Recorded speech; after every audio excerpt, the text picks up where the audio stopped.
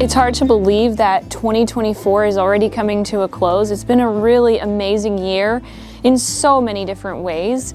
What we like to do here in our homestead at the end of the year is just walk around the homestead and take inventory of the things that were wins and then also the things that were fails.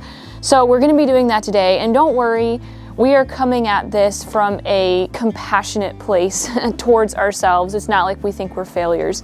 We just like to look at the things that worked so that we can do them again next year, and then look at the things that didn't work so that we can change them next year. The first stop here is this raised bed, or this cold frame full of lettuce. So this is a partial win, partial loss. This part over here looks really good, but when I was planting this summer, the first planting got taken out by drought and heat, and then the next planting got taken out by the cat. So definitely I wish this part would be filled in, but it's okay. This will give us quite a few meals. So next year I really want to remember to put a shade cloth over top of this so that the cat can't get in, and then also so that the sun doesn't beat down on the tiny seedlings as much. This cilantro over here is definitely a win. This is just a self-seeding patch of cilantro. I don't do anything with it. I cut the dead stalks off, but other than that, it reseeds itself, completely takes care of itself.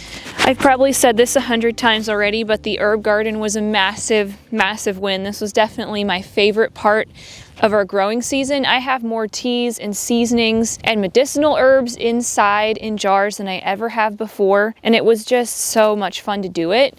So while taking out a piece of this raspberry patch was a bit controversial for us, it was a huge win because we didn't have too many raspberries this year, and we added another product on top of it all. So definitely a win here. And if any of you are in the market for a raised bed, we really enjoyed this one. I have no complaints. It worked really well, and it was really easy to set up and everything.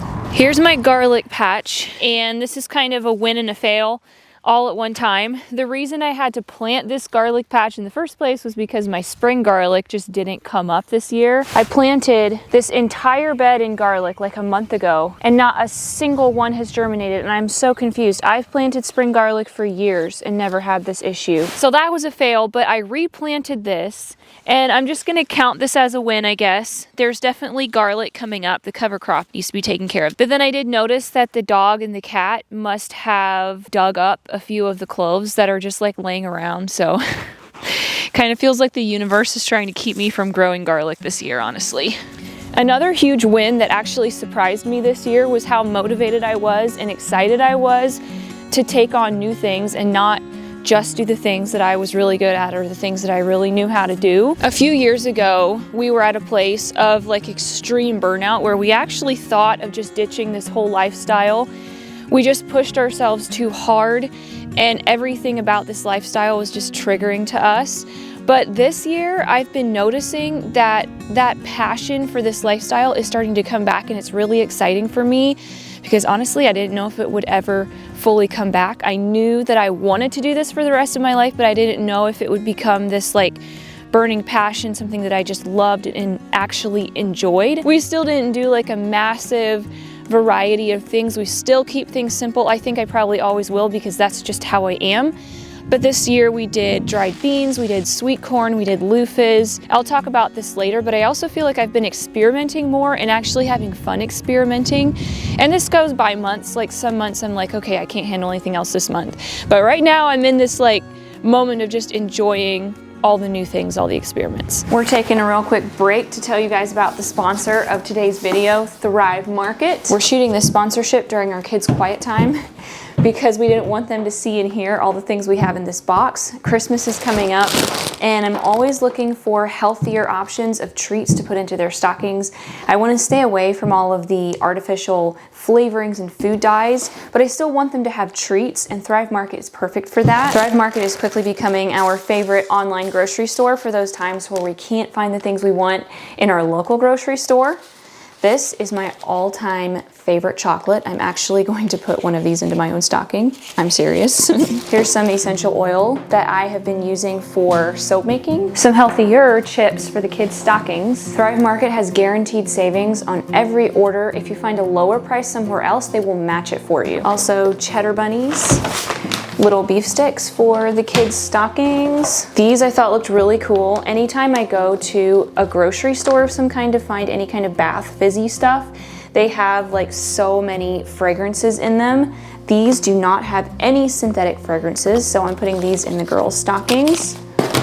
Graham crackers because we're still eating s'mores. Me and a couple of my kids are trying really hard to stay away from dairy and gluten right now, and Thrive Market makes it really easy to find foods within the certain dietary limitations that you're in. Use the link in our description to get 30% off of your first order plus a free gift. Another huge win this year, oh, there's an earthworm. Another huge win this year was soil health. And that began with doing a soil test and really concentrating on growing soil rather than just growing veggies. That's definitely something that we're doing again this year. I actually have my soil test sent in. I'm waiting for a call back from Berlin Seed Company. It was so simple to add those amendments and they made such a big difference. I had definitely less pest pressure and less disease pressure, which some of that I think was also due to the drought. There was not nearly as much moisture, and the reason there's so much fungus in Ohio is because of all the moisture. So I do think it wasn't all just the soil, but I've also noticed this year another huge win was that we planted fewer plants, but still got the same yield as in years before. So that tells me our soil is loving life, it's happy. Another thing that we did differently this year was we added quite a bit of trellising in our garden. Most of it was absolutely a win. I have mixed feelings, put it that way, about the trellising that we did for our tomatoes. First of all, my Amish paste tomatoes climbed all the way to the top of the trellis and beyond. They absolutely loved it. And I'm definitely gonna do this kind of trellising again next year, but I want to sandwich my tomatoes in between two trellises so that I don't have to do quite as much tying up and pruning. It was pretty stressful to try to keep on top of the tomato plants while they were in their growing phase. They were just everywhere and it was like a full-time job to stay on top of them. And then also for my determinate tomatoes, I'm gonna put those in cages again. I just did not like the determinate tomatoes on one panel. It just did not give them nearly enough support in my opinion. I'm probably going to get taller tomato cages instead of the shorter ones. Berlin Seed has some really hefty, really tall ones, and I'm gonna try those next year, but definitely putting my determinate tomatoes back in cages, not just on a trellis like this. Some trellising that really did work for us this year though was for our butternut squash and our cucumbers. Michelle got more cucumbers than ever before, and I think that had a lot to do with the trellising. And our butternut squash got bigger than ever. They were monsters, and that was super cool to see. My favorite trellis is over here. For a long time, I had been wanting to put something on an arched trellis just because I think they're super cool. Also, I mean, it's practical, it works well, but I just thought it looked really cool. And we put loofahs on these this year. Thank you to the subscribers that sent those seeds. Those turned out really well. The loofahs themselves were really fun. Michelle made sponges with those, but the trellis really worked really well and it made it kind of magical coming into the garden through this thing. Another thing that was a win right here in the garden around our raised beds was this weed fabric that we put down. Last year we were dealing with a lot of weeds and grass around our raised beds, but we put this fabric down, put leaves on top, and it actually worked really well. We weren't sure how it would. We had been thinking about doing pavers, but I think this combination of fabric and leaves so far turned out really well. We'll call that a win. These carrots are a win here. They're looking really good. This is our fall planting. We always plant a later planting because they get a little sweeter, especially if they get hit by a frost. And we have had a couple light frosts. It looks really nice. This cover crop here is a definite win. There's oftentimes that we don't get the garden cleaned out soon enough to get a cover crop in to where it'll grow before it gets cold. This one's growing pretty well. Along with it is a little bit of a fail. Part of the reason we have a cover crop everywhere is because we didn't have enough compost to put in the garden. We kind of ran out, but that also has to do with selling our cow, not having as many chickens as we used to. So we just don't have quite enough compost. Also, some of it's just not ready yet. So gonna have to work a little harder on our compost management for next year. Something that we're getting a little bit antsy about, and that could definitely turn out to be a fail, is if we don't get more leaves. The place where we had been getting leaves before to put on our garden for mulching, they went out of business. And I checked with another place. I need to get on their tail a little bit to see if we can get more this year, because we've got a decent pile right here, but if we don't get more, this won't be enough. I planted this plum tree here this spring. It's doing well so far. Our apple trees here, they've been here for a number of years. We got a couple apples there, a couple pear trees there. They did not do well at all. They had a lot of blossoms this spring, but I think they got a disease. Stuff died, just did not do well. We're not gonna be doing any like chemical sprays, but they definitely need something to help them overcome their disease. They probably have got some nutrient deficiencies and stuff. So I say this every year, but definitely next year, I'm gonna try to do better because I really want our own apples. We did actually get a decent amount of cherries from this cherry tree. That was a win, super fun to be able to make a couple cherry pies. Really tasty. I did plant a sweet cherry tree this spring and it's not doing so well. I think I'm gonna have to replant another one next spring.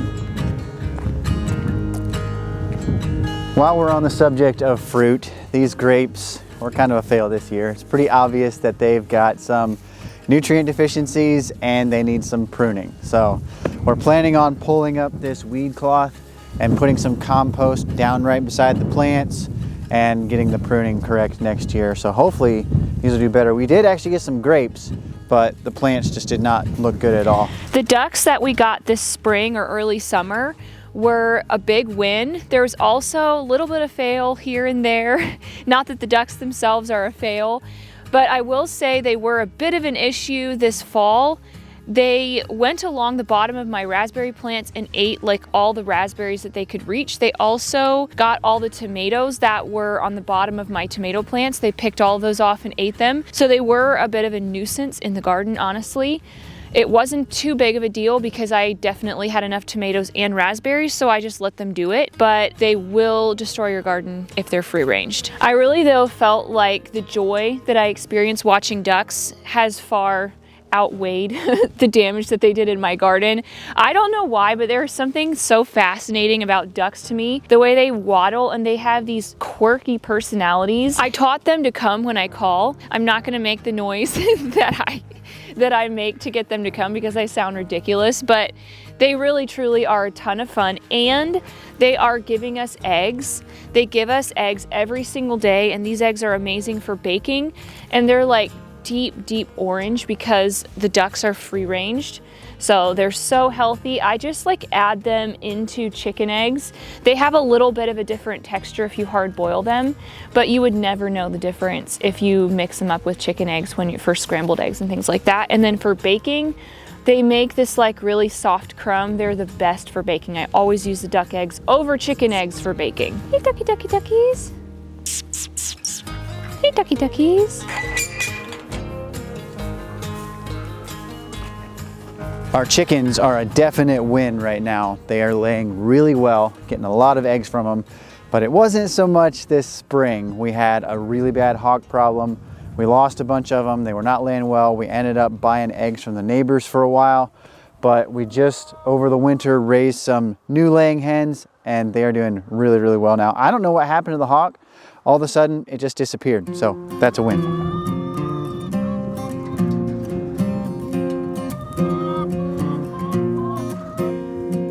Probably the thing that felt like the biggest failure this year, wasn't actually a failure, but it felt like it, was that we sold our milk cow. That was really hard to do, but Michelle and a couple of the kids just couldn't handle the cow's dairy, and it just didn't make sense for us to keep a dairy cow anymore when half the family couldn't drink the milk.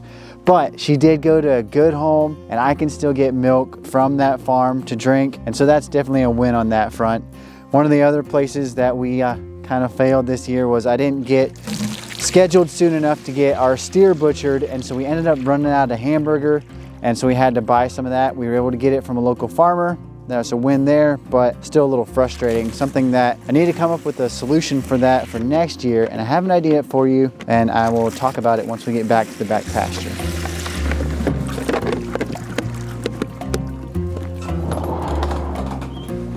Before we sold our milk cow though, Michelle made tons of butter that's still in the freezer, so that was great, but I did never make any cheese either.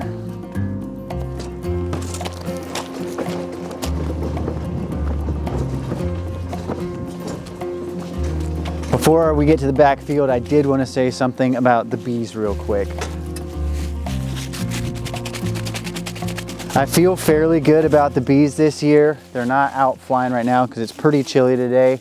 There's nothing in that far hive, and that was a fail. I did catch a swarm in the back field, but by the time I got to it to get it out, they were gone. But there are still 2 hives full of bees, at least last I checked, and they were doing really well. And we actually got almost a gallon of honey, which was super cool. It is so good, way better than any honey we bought from the store. And Michelle has been making stuff with the beeswax, which is really cool.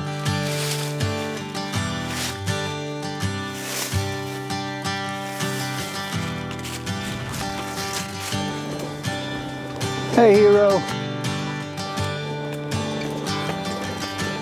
Hey, buddy. We need to be raising another steer right now to get beef 2 years from now. And I did have one lined up to get, but it might fall through now. I am getting tired of relying on other people to get our beef steers. When we had our first cow, I would raise calves from it. That would be for our beef, and it worked out really well. But now with not raising our own calves for beef, it's just been a real pain to stay on top of it. So next year, I'm really seriously thinking about getting a couple Dexter cows that we can raise beef calves out of. I think it would be a lot of fun to have my own beef cows. I've wanted that for as long as we've had our homestead. I just think it would be a lot more sustainable, and I would feel a lot more in control if we had our own beef cows.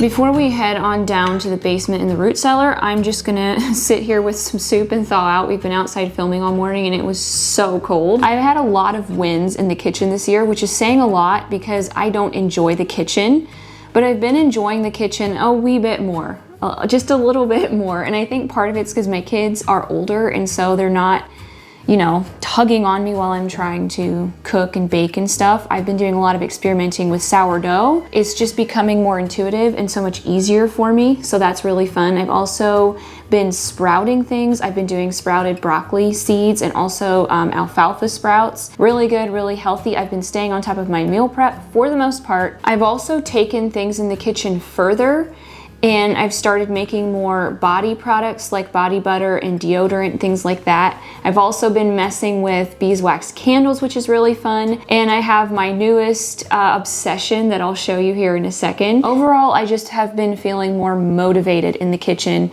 which is really, really exciting for me. And I've also been trying to pass on my skills more than I did before. It's so easy to just want to do things myself so that they get done right.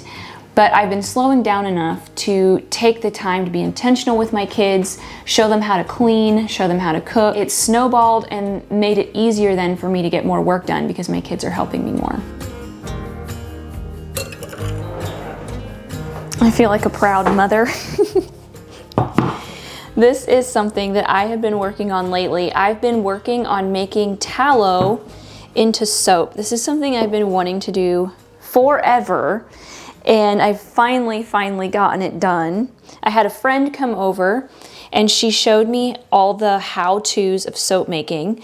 And I realized that it's actually so much simpler than I thought it was. The first batches I made with tallow. This batch, I decided to experiment with the calendula oil that I infused earlier this year. And so far, it looks really, really good. I made this one yesterday and it's just now ready to cut. So we'll see how it looks inside.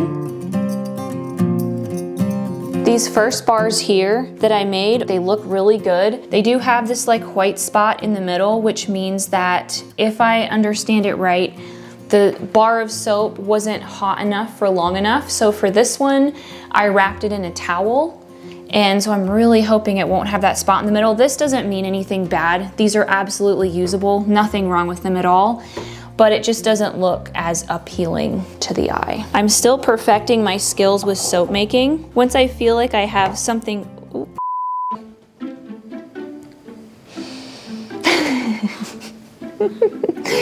darn it. Once I feel like I've mastered this, then I will bring it to the channel. For some reason, this is crumbling, so I'm gonna have to troubleshoot and figure out why it's crumbling.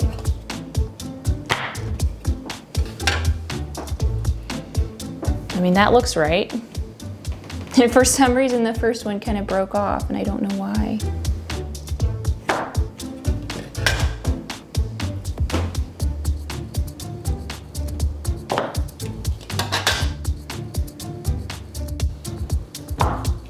Those things in there are calendula petals from my garden, which makes it all the more cool.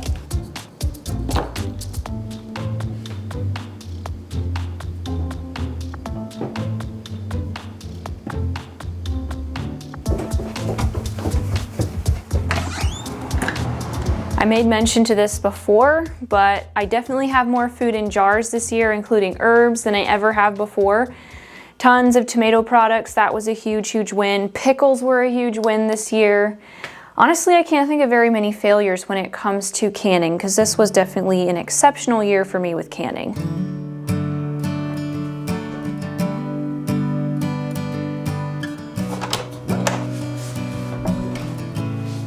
Got some wins and fails to show you here in the root cellar. This is one of the big butternut squash that we got. There's a couple of them down there that are even bigger. Those were a definite win this year. Big one for us is getting these shelves in here. We've got a couple shelves here and over in this other room that I'll show you in a little bit. It is a little bit of an investment, but totally worth it. It just made it so much easier to do the potato curing this year. Then the other win for the root cellar is getting this door in.